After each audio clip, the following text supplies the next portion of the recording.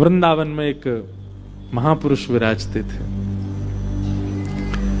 उनकी गौशाला में गैया की सेवा करता था एक व्यक्ति। इतना सीधा था, इतना सरल था, इतना सहज था, उसको सब भोंदू बोलते थे। क्या बोलते? भोंदू।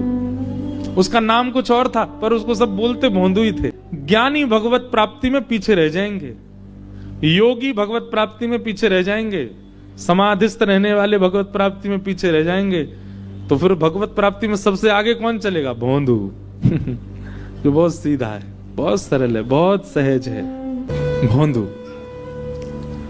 कथा में बैठता था, रोज अपने गुरुजी का प्रवचन सुनता, रोज कथा सुनता था अपने गुरुदेव से, और कथा में गुरुजी जो बोलते थे उसको उसके मन में ही आता ही नहीं था कि ये कोई ग्रंथ की बात है, कोई पुराण की बात है। उसको लगता था ये गुरुजी अपना अनुभव से बोल रहे हैं, ये रोज ऐसा देखते होंगे तभी बोल रहे हैं।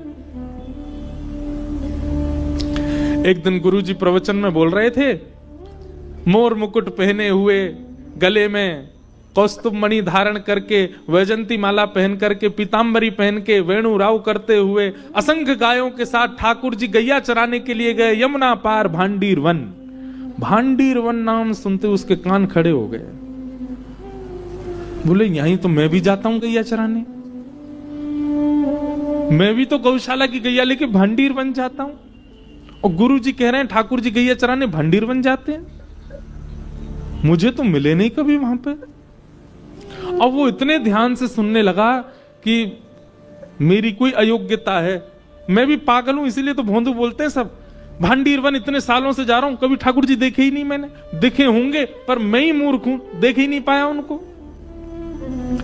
गुरु जी से अच्छे से सुन लेता हूं, उनके रूप आदि का वर्णन सुन लूंगा, कल मिलेंगे तो शायद मिलने हम। गुरु जी बता रहे, बरहा पीड़म नटवर वपु कर्णयो कर्णकारं विभ्रदवासः कनक कपिसं वैजयन्तीं च मालां रन्ध्रान् वेणो अधर सुधया पूरयन् गोपवृन्दै वृंदारण्यम स्वपद रमणं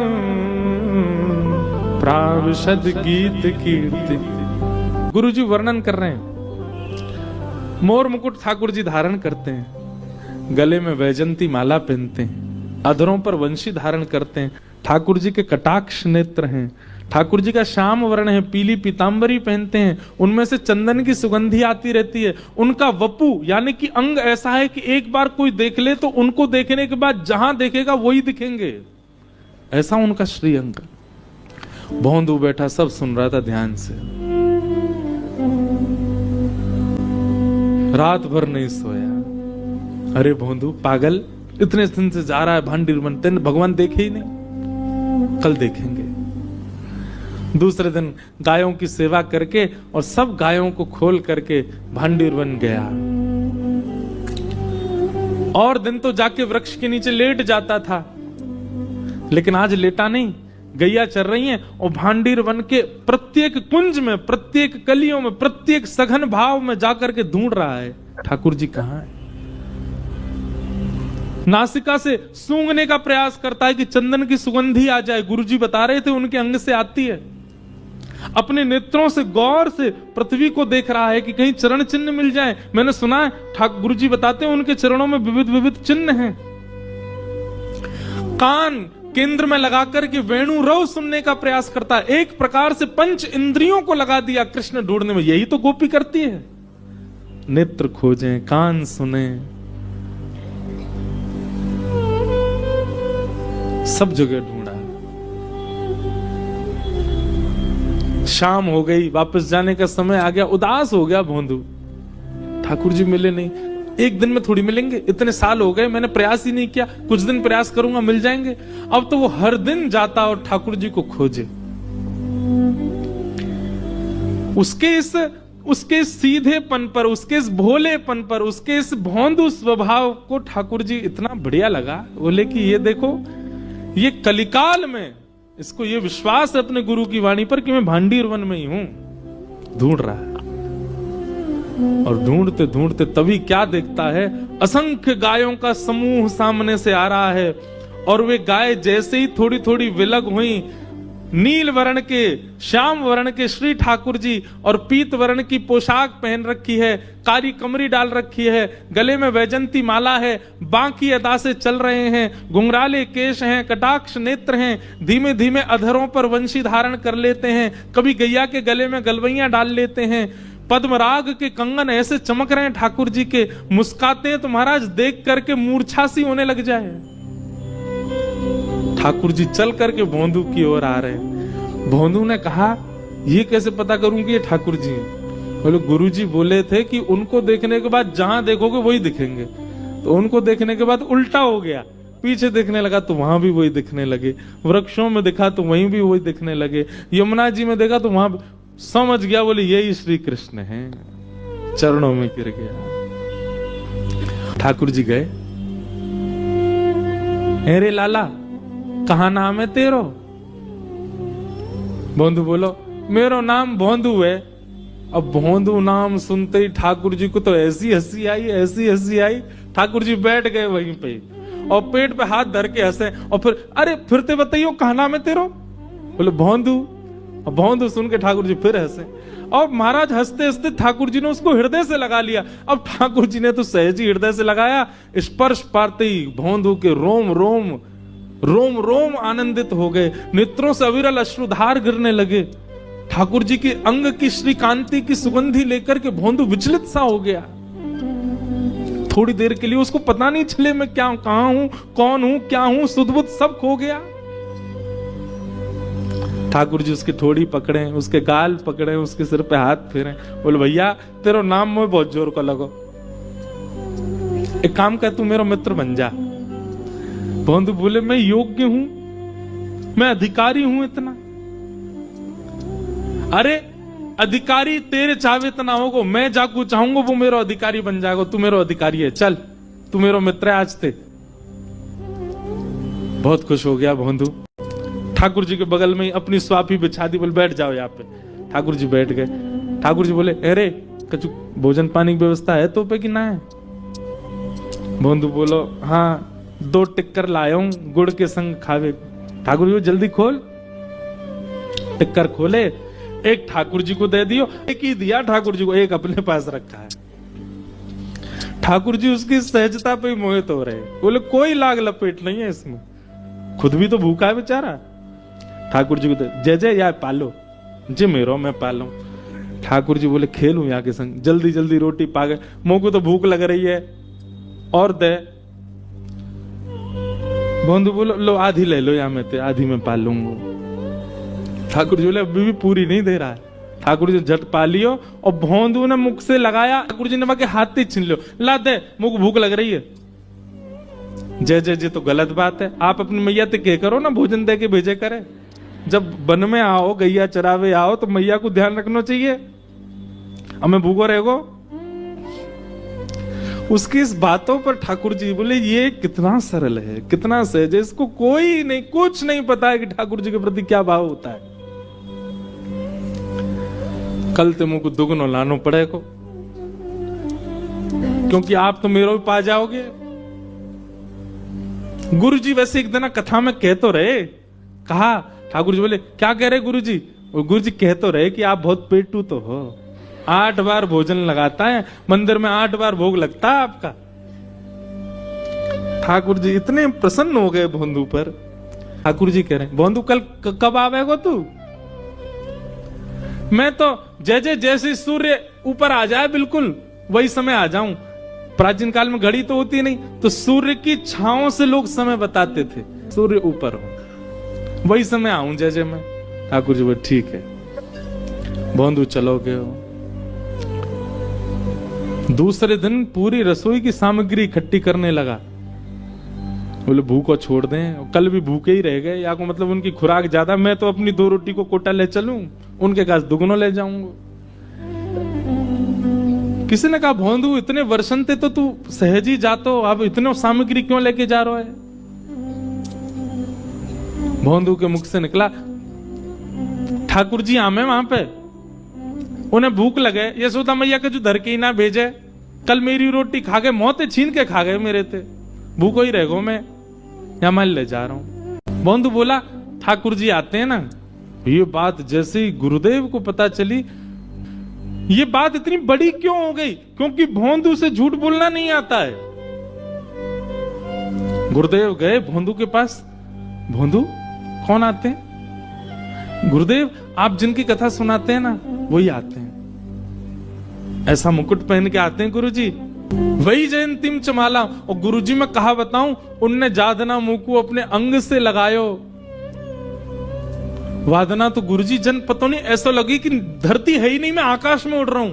उनके तन की सुगंधी गुरुजी ऐसी, उनको स्पर्श ऐसा, ये जो जो लक्षण भोंदू बता रहा था, सामने बैठे गुरुदेव के नेत्र बंद हो गए। बोले कि इसको भगवत दर्शन हो चुका है। गुरुजी बोले तूने कितने दिन से मिल रहा है ठाकुर जी से? बोले 4 दिन हो गए। तूने पहले क्यों नहीं बताया? भोंदू बोलो मुझे लगी आप सब तो इतने वर्षन ते मिल ही रहे हो उनते, मैं ही अभी पहली बार मिला हूं। गुरुजी आप इतनी अच्छी कथा सुनाते हैं, आपने देखे होंगे तभी तो सुनाते हैं। ये सब विद्यार्थी जो यहाँ इतने विद्वान हैं, इन सबके गले में आप हाथ रखते हो, इनके सिर पे आप हाथ रखते हो, ये सब इतने श्रेष्ठ हैं क्योंकि सबने दर्शन किए होंगे, मैं ही एक अभागो मो इतने दिनों बाद भय। गुरुदेव समझ गए, बोले इसका भोलापन है, इसकी जो सहजता है, सरलता है, यही ठाकुर जी को भा गई है। गुरुदेव बोले भोंदू तू वन में जा, एक काम करेगा? बोले गुरुदेव आज्ञा करो। जो ठाकुर जी को यहां ले आइयो आश्रम। भोंदू तो इतना आनंदित हो गया कि अपने संपूर्ण जीवन काल में पहली बार गुरुदेव ने मुझे कोई आज्ञा करी है, और ये भी अगर मैं पूरी नहीं कर पाया तो धिक्कार है मेरे जीवन को। इतने आनंद में भर गया, इतना उत्साहित हो गया, चरणों में गिर गया। धन्यवाद गुरुजी, आपने मुझे योग्य समझा। आप चाहते किसी भी बालक से कहते ठाकुर जी को लिया, पर आपने मुझे ही चुना। मैं लाऊंगा, मैं जरूर लेके आऊंगा ठाकुर जी को। निकल पड़ा। आज भोंदू का उद्देश्य कुछ और नहीं है, ठाकुर जी को ले जाना है। जैसे ही पहुंचा, ठाकुर जी प्रतीक्षा कर रहे थे। भोंदू गयो, जाति बैठ गयो, ठाकुर जी ने हृदय से लगायो। भोंदू आज तो बहुत ही अच्छो दिन है, आज तो बहुत ही श्रेष्ठ दिन है, आज तो वो भयो जो आज तक नहीं भयो।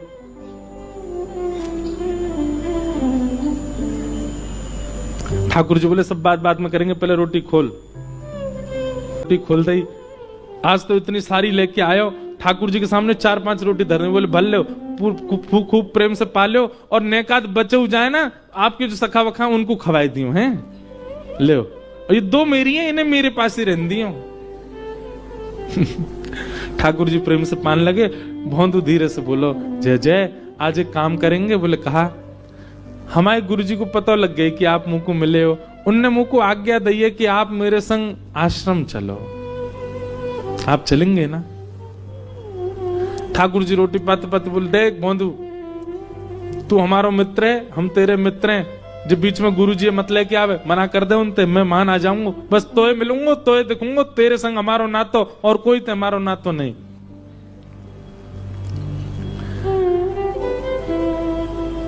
भोंदू बोला ऐसे मत करो, आप मुझको गुरुदेव की कृपाती मिले हो, उनने नहीं बताया हो तो आपके बारे में कैसे मिलते आप मुझको?